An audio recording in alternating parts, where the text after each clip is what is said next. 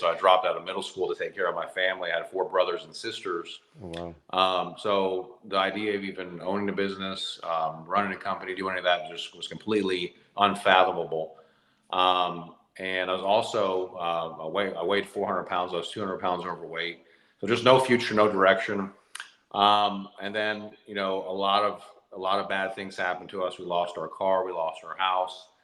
And it forced me to hit rock bottom. I had a heart attack when I was 18 years old. Holy And cow. the biggest catalyst to me was the movie Rocky. And that movie was the turning point for me that helped change my life.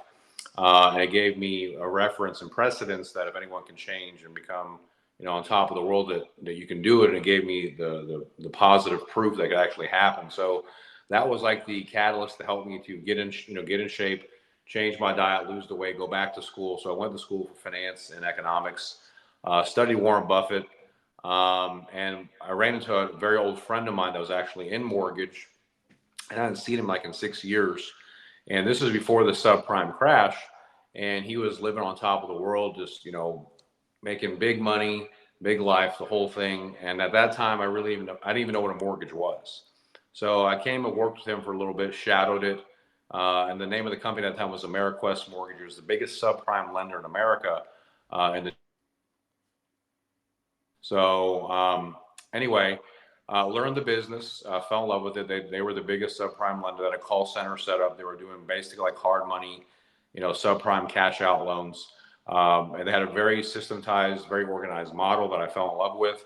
Not the products they were doing, but the system, the structure with the call center made a lot of sense to me. So I went out and did my own brokerage, and went through the subprime crash, and then kind of scaled and pivoted through the market as it ebbed and flowed. When we had the crash, we got out of subprime mortgages, got into FHA, and just kind of, toggled around and pivoted with the market and kept growing. At this time in my career, I was just doing residential mortgage. So I was not doing hard money. I was not doing commercial. So from 2005 to 2015, it was just residential. So that's kind of like the backstory that helped me to kind of build the foundation for the whole company today.